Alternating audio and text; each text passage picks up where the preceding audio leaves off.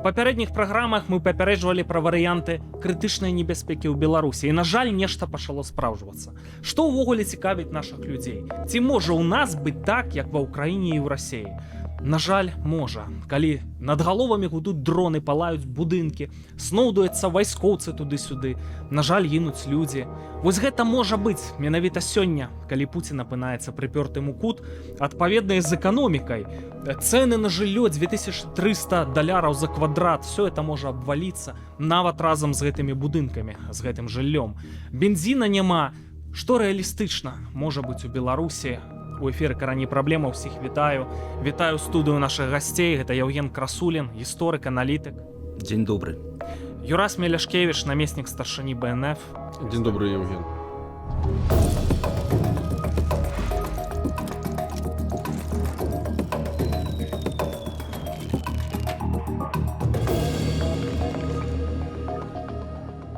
Ну, уласна кажучы, тое, што вы апісалі, гудуць дроны, палаюць будынкі, шлэндаюцца вайскоўцы. Усё гэта ёсць. Ну, будынкі яшчэ не гараць. Дроны ёсць, гудуць, падаюць, выбухаюць. Вайскоўцы ў асартыменце. Так што тут пытанне толькі пра тое, калі гэта пяройдзе ў нейкую больш маштабную стадыю. І, дарэчы, наконт коштаў на жыллё, і, як вы слушна адзначылі, падзення гэта самога жылля, тут жа ёсць яшчэ вельмі суворыя наступствы, гэта рост злачыннасці. Калі падае эканоміка, гэта непазбежна. І вось тут гэта вам не бітва з ураджаем. Гэта тое, што выйдзе на вуліцы беларускіх гарадоў. І тое, з чым беларусы сутыкнуцца. Так што перад намі куды больш драматычная карціна вымалёўваецца, чым нават вы спрабуеце гэта паказаць. Спадар Юрас, ці ёсць сэнс нам гаварыць пра будучы кашмар? Таму што от я гляжу на такі маркер, на Лукашенко, от зараз уборачная. Я скажу такім бадзёрым настроі, Александр Егорович выглядае досыць добра. То бок зараджаюцца на нейкую будучыню, думаюць, дарэчы, будаваць склады Вайлдберрис у Беларусі. Яўна як бы не разлічваюць на пякельную вайну. Што вы думаеце? Я думаю, што вайна знаходзіцца ў сваёй ужо той часткі, калі эскалацыя будзе непазбежна. Бакі мусяць, расійскі бок, перш за ўсё, мусіць прымаць для сябе непрымальныя часам рашэнні, можа быць, аб мабілізацыі, той, чаго не праводзілася, ўжо з часоў пачатку першага года вайны. І, адпаведна, гэта ўсё гаворыць пра што сцэнароў розных турбуленцый можа быць вельмі шмат, і мы можам пабачыць і нават самыя такія апакаліптычныя сцэнары, пра якія казаў мой шаноўны калега, і тое, што было сказана раней. Спадар Яўген, вы ж былі выкладчыкам універсітэта, вы кандыдат гістарычных навук. Збіраюцца будаваць універсітэт будучыні ў Беларусі. Пра будучыню думаюць, так, а не пра вайну, не пра выпаленую зямлю. Ці да месца ў такой атмасферы казаць пра эскалацыйны сцэнар? Дык, уласна кажучы, Лукашенко распавядае, вы распавядаеце, як у тым анекдоце. Але калі гэтыя словы зыходзяць там, напрыклад, ад Лукашэнкі, ад Пуціна і іншых, то тут трэба проста знак мяняць на процілеглы, дадаваць да гэтых словаў, і, уласна кажучы, пачынаеш разумець сітуацыю значна лепей, чым яна, скажем так, спрабуе падацца вось у гэтых словах. А сітуацыя што? Эскалацыя все-таки? Судзячы па тым, што адбываецца ў апошнія тыдні, безумоўна, эскалацыя. Слухайце, паглядзіце, вось я жыву ўжо досыць даўно на гэтым свеце, я бачыў шмат бітваў за ўраджай, дакладней з ураджаем. У некаторых нават сам удзельнічаў. Настолькі драматычна, як у гэтым годзе і як яна апісваецца ў медыйнай прасторы. Гэтая бітва не праходзіла яшчэ. У нас 2-3 тыдні, 2-3 недзелі. Я думаю, божа. І ўсё, ураджай апракіне нашыя пазіцыі, і мы будзем панічна ўцякаць аж да Масквы, і там будзем гніць у акопах, як ураджай. Вось, уласна кажучы, тое, што цяпер малюецца ў медыа, у беларускіх медыа, у расійскіх медыа, гэта ўсё хутчэй сведчыць пра тое, што, не тое, што зацішша перад бурай, а тое, што нічога не змянілася. Мы ідзем пакуль да эскалацыі. Спадар Юрась, мне ў вуха тут просто пытаюцца з радыёрубкі перапалоханыя супрацоўнікі. Дык а калі эта эскалацыя? Это ўжо все ў наступны панядзелак, ці это можа праз 10 год і пажывём? Ёсць календар палітычных падзей у Расіі, выбары. Гэта адзін з важных крытэрыяў, калі Пуцін атрымае стабільную дзярждуму, калі палітычныя дэбаты застануцца ў мінулым, тады можна прымаць непапулярныя рашэнні. Тады можна спрабаваць загнаць грамадства на фронт. Тое, што ўнутры грамадства гэты час ужо можа саспела пэўная пратэсная нейкая актыўнасць, не актыўнасць, але патэнцыял. Гэта, на жаль, можа паказаць толькі ход падзеяў. Мы сутыкаліся гістарычна шмат разоў з выпадкамі, калі напярэдадні вялізных рэвалюцыйных пераменаў грамадства не выглядала настолькі зараджаным на гэтыя перамены. Але пасля раптам адкрываліся гэтыя абставіны. І 20-й год прыводзіцца з шаноўным маім калегам, але ёсць і пытанні і Першай сусветнай вайны, калі грамадства еўрапейскія, яны проста выбухнулі цэлым шэрагам рэвалюцыйных падзеяў. І ў 19 стагоддзі мы бачылі выпадкі, калі здараліся вясна народаў. У ўсіх іх былі прычыны, як і зараз ёсць унутры Расіі. Але відавочна на паверхні ніякіх масавых турбуленцыяў няма. І гэта ўсё можа быць толькі за такім карцінай не зацішшам, але непрагназуемым сцэнаром, які разгорнецца ўжо ў тых абставінах, якім будуць каталізаваныя і мабілізацыі, і тым жа самым, можа быць, і крызісам паліўным, і крызісам на рынку нерухомасці. Шаноўныя гледачы, мы тут зараз разважаем, а як там людзі ў Расіі сябе павядуць. Праблема ў тым, што калі будзе эскалацыя, то проста ў Беларусі можа быць вайсковы пажар, які будзе проста шыпець ад кропляў крыві. І пра гэтую эскалацыю не толькі мы гаворым тут у студыі. Мікалай Статкевіч, чалавек, які жыццё гатовы за Беларусь аддаць, разглядае сцэнары падчас этой эскалацыі, што нават могуць быць ядзерныя сцэнары, звязаныя з Беларуссю. Вельмі многія людзі, Зянон Пазняк, напрыклад, лічыць, што так, канешне, плануюцца эскалацыйныя сцэнары, апакаліпсісу Беларусі, но на ягоную думку, што сілы зла проста не змогуць гэта рэалізаваць. Адзін Бог ведае, як і што будзе, але сітуацыя ідзе да развязкі. Увага! У Расіі адбываецца тое, чаго мясцовыя насельнікі ніколі не чакалі спазнаць. Дроны падаюць на пляжы, гараць нафтазаводы, палаюць склады Wildberries. Лік загінулых за час вайны вайскоўцаў РФ сотні тысячаў. Ці пачнецца нешта падобнае ў Беларусі? Александр Лукашенко ў апошнія тыдні перастаў палохаць людзей вайной, пераключыўшыся на указанні па ўборачнай. И если сделали, и ты одобришь это, скажешь «да», и он тоже, вы же покупатели, ну хорошо. Рынак жылля таксама не наштурхоўвае на думкі пра вайну. За квадратны метр у менскіх аднапакаёўках ужо просяць больш за $2300 США. Гістарычны максімум. І гэта нягледзячы на купу санкцыйных пакетаў, якія таксама не вечныя, як і Лукашенко. Санкцыі – гэта адказ на палітыку рэжыма Лукашэнкі. І гэтыя санкцыі будуць адменены, калі гэта палітыка зменіцца. Усё нармальна, думаюць многія беларусы, але некаторыя трывожныя прагнозы ўсё ж пачалі спраўджвацца. Прыгадайма, што ў мінулым выпуску «Каранёў праблемаў» сказаў доктар паліталогіі Павел Усаў. НАТО і ЗША апрацоўвалі вучэнні, пры якіх у выпадку канфлікта з Расіяй удары у адказ будуць нанесены не па тэрыторыі Расіі, а па Беларусі. На мінулым тыдні Расія атакавала Польшу ракетай Х-101 з баявой часткай. Калі гэта не проста разавая правакацыя, а выведка перад маштабнай атакай, уявіце сабе, якім мае быць удар па нашай краіне, каб гэта ўзрушыла Владзіміра Пуціна. Другая рызыка. Украінскія ўлады чакаюць, што пасля выбараў Дзярждумы ў верасні расейцы правядуць масавую мабілізацыю з мэтай пашырэння вайны. Куды б вы думалі, у тым ліку і ў Беларусь, каб больш эфектыўна абстрэльваць Кіеў. Гэта, як вядома, прымусіць Украіну біць па Беларусі з наступствамі яшчэ горшымі, чым плануе НАТО. Але далёка не ўсе вайсковыя эксперты лічаць, што паўторнае ўвядзенне расійскіх кантынгентаў у Беларусь адбудзецца. Просто нет смысла разворачивать боевые действия на территории Беларуси специально, допустим, для того, чтобы нанести какое-то поражение, допустим, или выйти там на Чернигов или на Киев. Они не смогут этого сделать. Они не доберутся до Киева со стороны Беларуси. Вот не доберутся, как вот они не могут добраться даже со стороны Константиновки до Славянска. Эти моменты уже россиянами упущены. Ці навісла над Беларуссю шэрая хмара вайсковай небяспекі? Чакаем вашых меркаванняў у каментарах.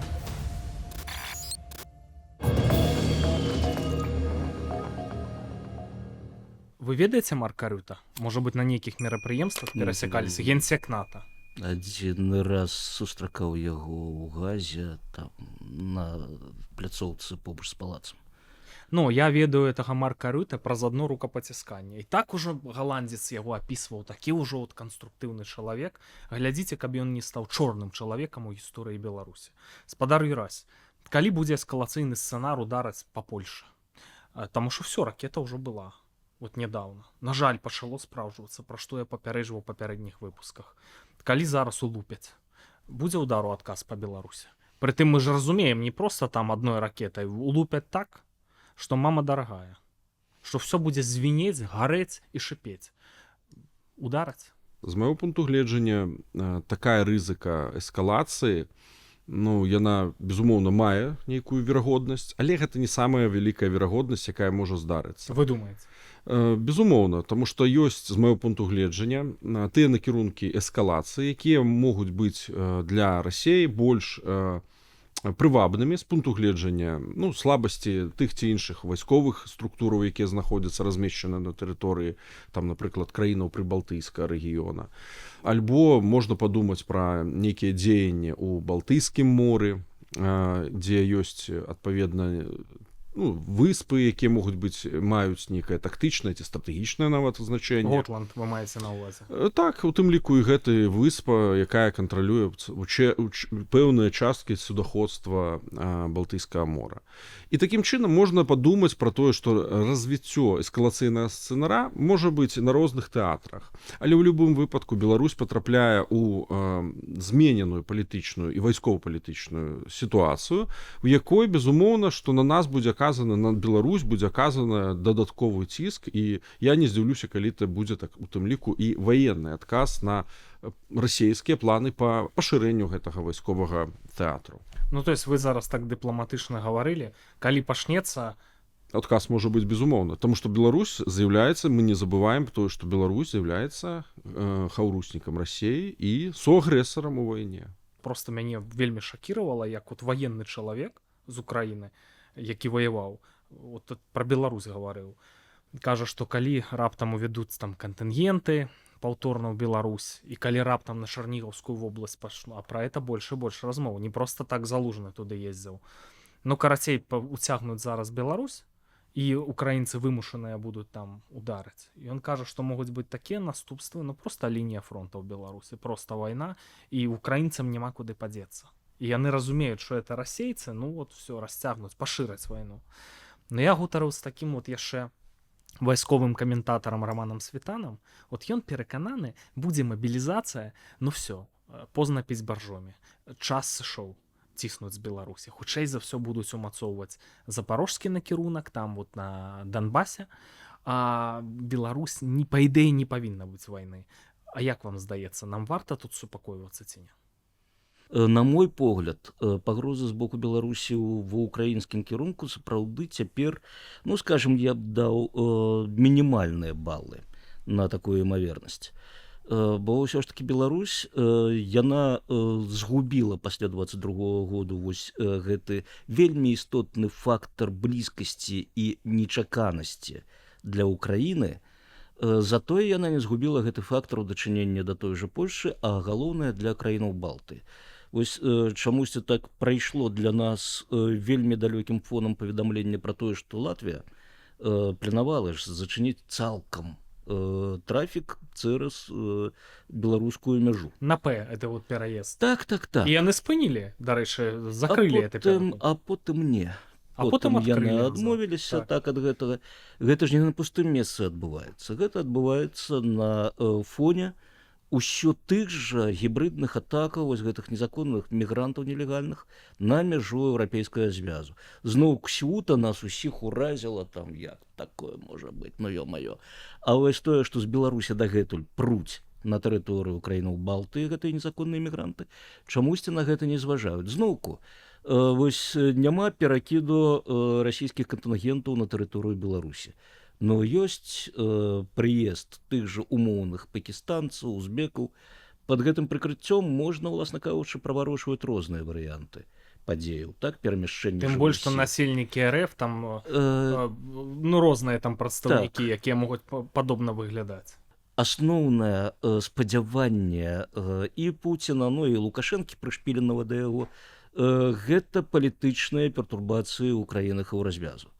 Вось гэтым ціскам, у тым ліку праз нелегальных мігрантаў, мы ціснем на грамадствы еўрапейскія, а там дэмакраты. І яны нахваліваюць гэтых, не ведаю, там страху, што адбяруць працу, незадаволенасці, што на вуліцах шмат размаўляюць на іншых мовах. Ксенафобія, ўрэшце, вялікая, уласна кажучы, матывацыя для людзей. Вось гэта ўсё негатыўнае будзе выкарыстана ў палітычным пляне. Гэта ўсё ўплывае на палітычны выбар еўрапейцаў, і ў выніку проста расстаўляем сваіх тых жа умоўных Фіца, Ле-Пен там на падыходзе ў Францыі. Вось гэта ўсё будзе пятай калённай Расіі, і тут зноўку не трэба ніякіх гэтых самых знішчальнікаў. Вось гэта, на гэта робіцца стаўка, што зноўку не выключае вайсковую складаючую. Будзем бачыць, што гэта не спрацоўвае, што дэмакратыя ўсё ж такі гэта сама па сабе моцны інструмент абароны, самаабароны. І вось тады ўжо можна казаць пра палёты ракетаў, але тут, бачу, у нас мала часу, мы б маглі паразважаць. Па дактрыне прымянення ядравай зброі, вось як спадар Статкевіч, так, палохае, што будзе ўдар ядравай зброі, я таксама палохаю, бо гэтага нельга выключыць. Але дактрына прымянення ядравай зброі тымі ж Злучанымі Штатамі гэта стратэгічная зброя, не тактычная. У адказ, скажам, на прылёты Х-101, Цырконаў і гэтак далей па тэрыторыі Польшчы умоўна, мы можам выкарыстаць цалкам канвенцыйную зброю і кропкава там знішчыць мачулішчы, беларускі НПЗ і прымяняць не ядравую, а канвенцыйную зброю. Вось якраз калі ядравая зброя, гэта ўжо стратэгічны ўзровень, тут я не думаю, што Крэмль, так ужо і тэрыторыя Расіі будзе не закранутай гэтымі ударамі. З вашых аповедаў яны гучаць досыць аптымістычна, я бы хацеў сказаць. Я зразумеў, што вот паводле вашых адчуванняў варыянт, што ў Беларусі здарыцца кашмар роўны катастрофе, меншы, чым все будзе па-іншаму. Так вот, калі все-таки ў Беларусі будучыня нейкая будзе. Спадар Юрась, генерал Залужны, аўтарытэтная асоба, быў якраз такі ля межаў Беларусі, паехаў у Чарнігаўшчыну, сказаў, што это для яго родная зямля. Відаць, беларускія карані мае генерал Залужны. Мне так падумалася.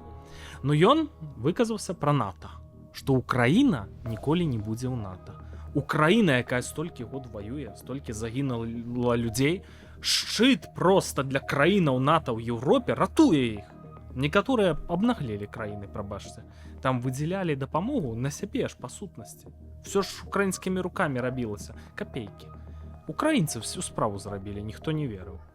І Украіна пасля гэтага ўсяго не будзе ў НАТО. Што гаварыць пра Беларусь?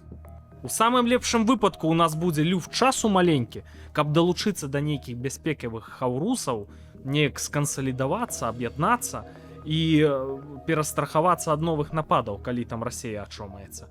Дык украінцы не будуць у НАТО, кажа Залужны, што пра нас сказаць, што это все азначае? Ну, будем спадзявацца, што спадар Залужны, спадар Валеры, который найперш вайсковец, а па-другое дыпламат, ён ацаніў правільна палітычную і вайскова-палітычную абстаноўку ў рэгіёне. Цалкам верагодна, што канцэпцыя бяспекі рэгіёна можа цяпер разгортвацца і вакол іншых вайскова-палітычных хаўрусаў, якія будуць больш мабільнымі, больш хуткімі ў рэакцыі на тыя пагрозы, якія здараюцца, бо НАТО гэта даволі вялікі рэгіён адказнасці НАТО, вельмі шырокі. Ён ствараўся дзеля, конечно, супрацьстаяння Савецкаму Саюзу, але зараз гістарычныя абставіны змяніліся і во многом, інтарэсы тых же самых Злучаных Штатаў гэта займацца бяспекай у Ціхаакіянскай, індаціхаакіянскім рэгіёне. і там асноўныя пагрозы, якія яны бачаць для сябе. Безумоўна, Еўропа застаецца в большай ступені сам-насам з тымі праблемамі, якія тут ствараецца Расіяй. І неабходнасць будаваць гэтыя вайсковыя саюзы, па ходу яны прыходзяць ужо ў фазу рэалізацыі. Ну, ёсць там пэўныя нават вайсковыя злучэнні, якія створаны з удзелам скандынаўскіх краінаў, там, скажем, краінаў, якія знаходзяцца на паўночна-ўсходнім флангу НАТО. І цалкам верагодна, што вось ідэя пра тое, што можа быць калі-небудзь мы ўбачым еўрапейскае войска, аб'яднанай Еўропы, мы гэта ўсё будзем лицезреть, ну, вось у перыяд пасля гэтай вайны. Ну і тут, конечно, я спадзяюся, месца Беларусі вельмі важнае, таму што мы фактычна замыкаем гэты вось контур бяспекі, мы фактычна закрываем эту брешь, лакуну, праз якую Расія могла даволі моцна, ну, мы бачылі по 22 году, заходзіць на тэрыторыю Украіны. Такая ж самая сітуацыя ёсць у рызыкі Сувалскага калідора, у пагрозе для балтыйскіх краінаў. То, адпаведна, Беларусь у гэтым контуры павінна быць еўрапейская, часткай аб'яднанай Еўропы. І тут, конечно, надо імкнуцца для того, чтобы гэты палітычны хаўрус, ён прадугледжваў далучэнне да яго Беларусі. Я размаўляў на эту тэму з Рыгорам Тамарам. Это гісторык, блогер папулярны з Ізраіля. Ён гаворыць, будьце разумнейшымі, навошта амерыканцам у рот глядзець якім-небудзь там немцам, французам. Вот вам ёсць Ізраіль, вам ёсць Украіна, канешне, якая высокатэхналагічная і там суперармія зараз там. Меншыя краіны, там улада змянілася, якая-небудзь Чэхія. Вот такіх, хто ахвотна будзе супрацоўнічаць. Румынія, вот вам новыя абарончыя саюзы. Хорошая ідэя, чым патрапляць вот в эту вот бюрократыю. Што-то спадар Яўген асудзіў вялікую стратэгію палітычную. Наадварот, мне падабаецца шлях ідэяў у медыйную прастору. Я недзе ў сярэдзіне 2000-х выступіў з канцэпцыі балта-каспійскай канферэнцыі. Ад міжмор'я балтыйскага і чорнага да паўднёвага Каўказу з перспектывай выйсця на сярэднюю Азію. Ідэя была, што вось сапраўды мы маем вось гэтыя краіны, якія постсавецкія, былога сацыялістычнага лягеру. Мы маем прыблізна аднолькавы набор праблемаў. Мы маем зноўку, у 2000-х гэта было яшчэ больш выражана, сувязі пэўныя. Вось, і мы, уласна кажучы, можам лягчэй дамовіцца дзеля таго, каб адстойваць свае інтарэсы як супраць захаду, так і супраць усходу. Тады гэта ідэя так, над ёй традыцыйна пасмяяліся, адсунулі ў бок, вось цяпер мы бачым, што яна ёсць, але, на мой погляд, яна, скажем так, не настолькі своечасова цяпер, як нам бы хацелася гэта ўяўляць. Так і справы зменяцца. Справы зменяцца, абсалютна верна. Ключавое слово зменяцца. Вось НАТО зараз знаходзіцца ў найбольш крытычным стане за ўсю сваю гісторыю, так? Удары з розных бакоў, з боку Расіі, з боку тых жа Злучаных Штатаў Амерыкі. Вось, гэта не значыць, што НАТО знікне, зноўку яно можа наадварот выйсці больш моцным. Вось гэта крызіснага перыяду, што, праўда, не адвяргае магчымасці нейкіх дамоўленасцяў, не ведаю, умоўных саюзаў, там з тым жа Ізраілем. Вось, дарэчы, у 2000-х я прапаноўваў арыентавацца на Вялікую Брытанію, на Канаду, адкуль, скажем так, можна было чакаць падтрымкі. Вось, у полку Каліновскага ваявалі канадскія афіцэры. Па сваёй, зноўку, спецыялізацыі гістарычнай я прапаную не выпускаць пад увагі рэгіёны Азіі, Афрыкі, Лацінскай Амерыкі, дзе таксама патэнцыял для нас існуе. Калумбійцы. Калумбійцы у тым ліку, калумбійцы, гватэмальцы, так, людзі, якія, гэта я назваў краіны, прадстаўнікі якіх на розных міжнародных форумах праяўлялі цікаўнасць да беларускіх спраў. І зноўку, намі цікавяцца, гэтым трэба карыстацца.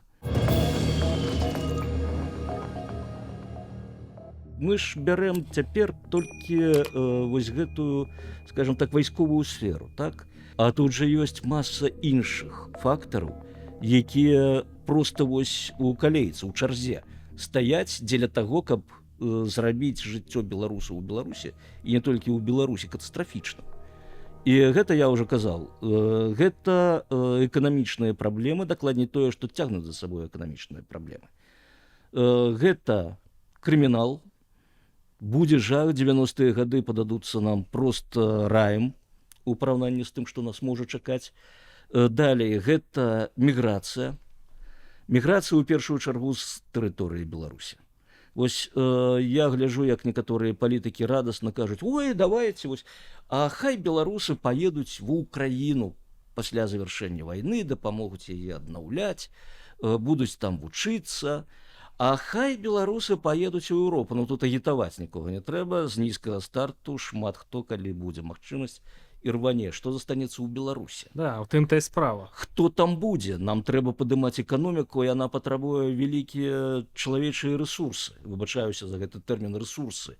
Калі мы кажам пра міграцыю працоўнай сілы, калі ласка, Пакістан, Сярэдняя Азія, ну зноўку мы ж мусім быць прывабнымі для іх, так? То бок ужо патрэбна нейкае дасягненне эканамічнага ўзроўню развіцця, каб мы маглі ім плаціць. Плюс яны прыязджаюць да нас са сваёй культурай і традыцыямі. У нас мусіць быць моцны падмурак культурны, традыцыйны, моўны зноўку, каб яны проста нас не знішчылі. І ў выніку мы проста губляем Беларусь. Мы маем ажыццяўленне мары тых людзей, якія Беларусь разглядаюць проста як тэрыторыю, з нейкім невядомым напаўненнем. І зноўку гэта толькі вяршыня айсбергу нашых праблемаў. Развальваецца Расія. Да нас ідзе проста цунамі. Вось гэтых ветэранаў СВА, бандытаў, проста людзей, якія уцякаюць ад таго жаху, які будзе на тэрыторыі Расіі ў гэты час. Гэта ўсё пераўтварае Беларусь у нейкую жахлівую тэрыторыю. Далей, улюбёная тэма палітыка. Слухайце, вось падае рэжым, і цудоўна, калі ў нас ёсць адзін цэнтр палітычны, так, спадар Яўген, які вы ўспрымаеце з выключным скептыцызмом. Праз яго непапулярнасць сёння. Ну так, медыйна. Можна, так. Вось наколькі мы здолеем пераканаць беларусаў, што можна не браць у рукі зброю, тым не менш перамагчы у той сітуацыі, у якой мы цяпер знаходзімся, дакладней у развіцці гэтай сітуацыі. Галоўнае накіраваць гэтую сітуацыю вось нашым уплывам у патрэбнае рэчышча, не крычаць, што ай, геть там у гэтых усіх палітыкаў, мы самі тут валантэры і байцы ўсё вырашым. Вось гэта будзе катастрофа.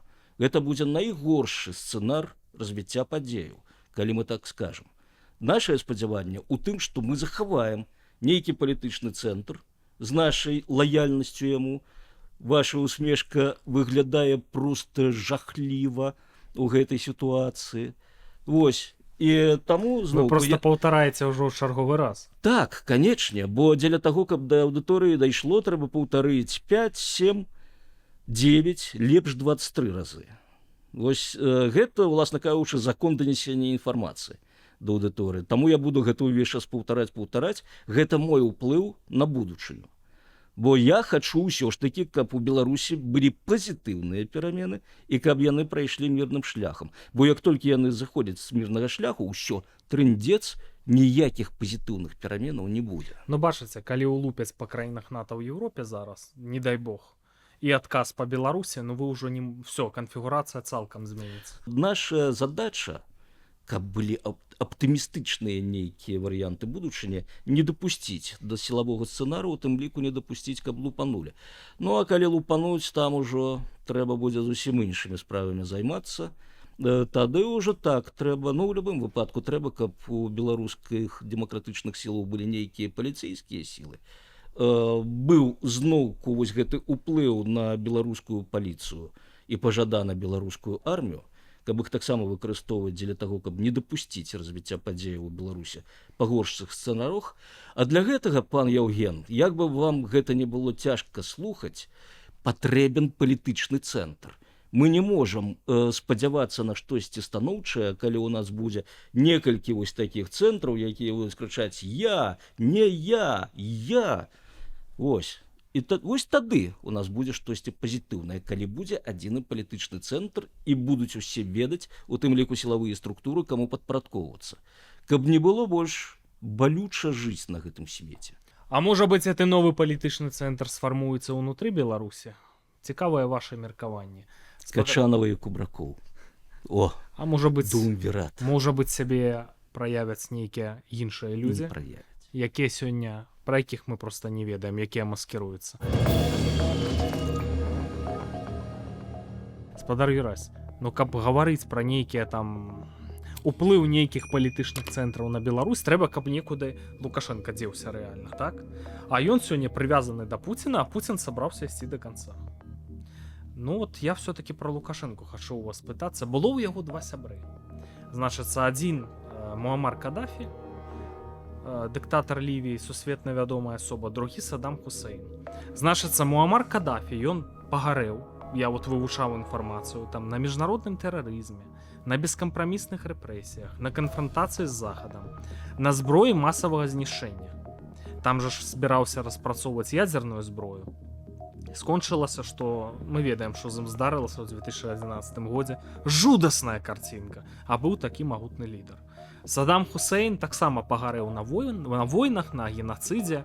Ну, Беларусі, ці можна это генацыдам назваць, этнацыдам можна. Ну, уласнага народа у нас адбываецца вынішчэнне нашай нацыянальнай культуры, прынцыпе, эліты. Можам гаварыць.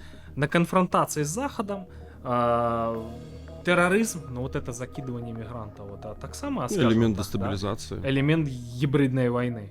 А размах во зброї массового знішчэння, вот, ядерной зброей. По идее, Хусейн так само этим займаўся. Там курдов знішчалі зарыны прытнай сумесю, он уже на справе. Ну, Лукашенко все зрабіў грахі, каб знікнуць, а ён не знікае. Можа так апынуцца, што ён апынецца, ну, скажем так, больш хітрым, больш дасведчаным, больш таленавітым, чым вот ягоныя гэтыя знакамітыя на ўвесь свет сябры, і выжыве. У яго быў яшчэ адзін вялікі сябра, спадар Мілошавіч. І ягоны лёс, ён шмат у чым можа быць і сугучны з тым, што чакае Александра Лукашэнкі. Ён памёр у турме ў Гаазе, знаходзячыся пад следствам і, в прынцыпе, чакаючы суду. Таму, безумоўна, гэтых дыктатараў еўрапейскага, так скажем, кантынента могуць напаткаць, ну, менш трагічныя, менш такія крывавыя сцэнары сыхода. І Лукашенко спакойна можа аказацца вось з такім еўрапейскім дыктатарам, які паедзе проста ў камеру, будзе там чакаць свайго справядлівага, спадзяюся, прысуду і дачакаецца яго. Вось. Таму я не арыентуюся, калі шчыра, вось на гэтыя самыя страшныя сцэнары, таму што ў выпадку Ірака, прабачце, это была фактычна серыя войнаў, якая прывяла гэтую краіну, ну, на мяжу існавання. Яна зараз расчленена, там ёсць абсалютна розныя рэгіёны, якія не кантралюемыя ўладамі. Это дзяржава, якая, ну, зараз знаходіцца ў даволі вялікім крызісе. То, што адбылося з спадаром Муаммарам Каддафі, так, опять же, ну, ён давёў краіну да распада, ён ее давёў да грамадзянскай вайны і знешніх, скажем так, умешальніцтваў. Лукашенко можа паўтарыць гэтыя сцэнары, можа пайсці шляхам спадара Чаўшэску, которого ён не ведаў, но я думаю, гісторыю, якую ён цудоўна разумее. Вось. Главней для мяне гэта ўсё ж такі, як Беларусь можа выйсці з гэтага крызіса, не прыносячы на сваю тэрыторыю гэтыя войны, якія ёй зараз заклалі вось этой влады, мноства сцэнароў негатыўных. Як мы можам, як палітычныя суб'екты, паўплываць на тое, каб у нас был мірны транзіт, каб ён перайшоў у рукі, хай сабе палітычных цэнтраў. Галоўнае, каб ён перайшоў тым сілам, якія маюць дэмакратычнае перакананне, за якіх можна быць давер. І тады мы можам разам гаварыць пра тое, можа быць, Лукашенко і падзенецца куды, калі будзе бачна, і тым ліку з боку тых, хто зараз унутры ўлады, што, у прынцыпе, ёсць разумны, ёсць прадказальны і бяспечны сцэнар развіцця Беларусі надалей. Таму я заклікаю до таго, чтобы думаць канструктыўна, думаць практычна ў інтарэсах нашай агульнай дзяржавы. Но непераможна Лукашенко. Вот пишут мне, говорят, в параўнанні з гэтымі всімі, Муаммар Каддафі, все, это нічога з ім не здарыцца. Сваёй смерцю памрэ, і яшчэ, можа быць, нейкую канструктыўную ролю сыграе. Ну вы ж вывучалі біяграфію вот этих вось розных дзечаў. Вот асаблівы выпадак Лукашенко, а вы гаворыце пра адзіны там дэмакратычны цэнтр. не дасць. Абставіць, на крок наперадзе знаходзіцца. Значыць, тут сапраўды, калі ўзяць статыстыку па тых людзях, якія, вось, напрыклад, здзяйснялі там самыя жорсткія злачынствы ў 20 стагоддзі, ведаеце, так, ёсць такая рэч, што большасць з іх, больш за палову, памёрлі ў сваіх ложках. Што не факт адбудзецца з Александром Григорычем, хоць, судзячы па стане ягонага здароўя, ну, імавернасць даволі высокая. А хто памёр? Апроч Салазара і Франка. Першы, хто прыходзіць у галаву, гэта Сало Цар, больш вядомы нам як Пол Пот. Вось, ён фактычна, хоць яго і адрынулі ад улады, ён памёр усё ж такі сваёй смерцю. А рабіў з жудасці проста. Не, ну гэта ніхто не ідзе ў параўнанні з гэтым чалавекам. Але падаецца, ён памёр недзе ў джунглях, хаваючыся ад сваіх жа ўласных грамадзянаў. Тым не менш, хаваючыся ўжо не першы дзясятак год, в'етнамскія войскі пагналі рэжым чырвоных хмераў, адпаведна Пол Пота прымусілі хавацца ў гарох. Але міжнародная супольнасць не прызнала гэтага. З вялікімі праблемамі ішоў шлях новай Камбоджы, недэмакратычнай, скажам адразу. Вось гэта праблема, што ўзброены шлях, ён зноўку па той жа статыстыцы вельмі рэдка, практычна ніколі не прыводзіць да дэмакратызацыі краіны. Чаму я, напрыклад, супраць яго. І калі я кажу, што нам патрэбен адзіны палітычны цэнтр, я кажу гэта з той перспектывай, што гэты цэнтр праводзіць дэмакратычныя выбары. Як ён, уласна кажучы, і абяцаў, за што беларускае грамадства яго падтрымала. Вось гэта тое, што самае актуальнае для нас цяпер. Дзеля таго, каб мы мелі магчымасць жыць спакойна. Спадар Ірась, а што калі замарозка вайны? Мы бачым сітуацыю, у нас натуральны этнацыд. Страты Беларусі жудасныя нанесены, адток насельніцтва, там работнікаў не хапае, мова все знішчаецца. Ну все, губернія Беларусія, проста страта суб'ектнасці. На жаль, гэта той сцэнарый, які можа адбыцца, ён даволі верагодны в плане таго, што пакарання для агрэсараў не будзе. І тады ўсё пераходзіць у стадыю павольнага гніення імперскага вось гэтага арганізма, які страціць шмат у чым сэнс свайго існавання, тому што дасягнуць нейкіх заўважных мэтаў не атрымалася. Мне падаецца, ёсць шансы станоўчыя выхада з гэтага палажэння Беларусі.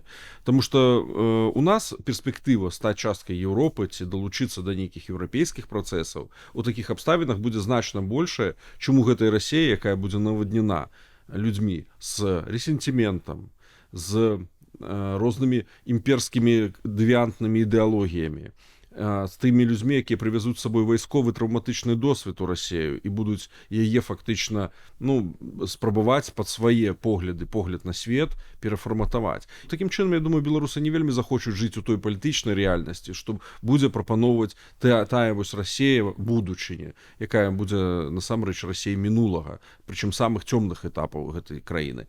Таму у мяне, ў прынцыпе, сум, што гэта страчаны час, з аднаго боку, з іншага боку, што ў гэтым можа быць нейкі больш стратэгічны выбар на карысць Еўропы, на карысць еўрапейскага прасторы, агульнай сям'і. І самае галоўнае, што ў гэтым бы зменшылась колькасць украінцаў, якія гінуць на фронтах зараз, і будзе перадышка для украінскага народа. Хаця, зноў жа, Расія пры гэтым, яна застанецца вось гэтым гнойніком, які будзе сваю вось гэтую негатыўную сваю ўплывы, яна будзе спрабаваць пашыраць. Яны ж не прызнаюць існаванне Беларусі. Не, дакладней тэрыторыі прызнаюць існаванне беларусаў не. Таму мы гэта ўсё адчуем у поўны рост. І ў нас проста не будзе магчымасці там рабіць свой уласны праеўрапейскі выбар. Спыненне вайны гэта будзе толькі перадышка. Вось колькі я сабе не ўяўляў, як можна прымусіць расейцаў адмовіцца вось ад гэтай культуры экспансіі, культуры імперыі, культуры месіянізму уласнага, немагчыма гэта зрабіць. Немагчыма. Толькі пазбаўленне гэтай культуры рэсурсаў. А гэта можна дасягнуць, праз распад Расіі, як дзяржавы. Меня цешыць словы спадара прафесара, калі гісторык праводзячы свае аналогіі, потрапляю ў тую палітычную візію, которая у мяне таксама блізка. Дзякую, гаспадар Евген. А я Бо яно гостей самае запрашаў радасное не для наўмысна. Шановныя гледачы, ну выглядае, што все-таки канфігурацыя зменіцца. Бо калі яна не зменіцца, з Беларусю можа здарыцца тое, што здарылася з чукчамі. Быў мужны ваяўнічы народ, у выніку растварыліся ў расійскай імперыі. І расейцы маскавіты з іх потым от пальцам паказвалі і зрабілі героямі анекдотаў. Ці башкорты. Мужны ваяўнічы народ, які растварыўся ў Расіі, сёння амаль што не засталося тых башкортаў, дык тое ж самае будзе і з Беларусю. Нас не будзе. І як выблытацца з гэтай сітуацыі, а працэсы ідуць вельмі небяспечныя, трэба думаць пра гэта ўжо сёння. Беларусь жыве? Жыве вечна.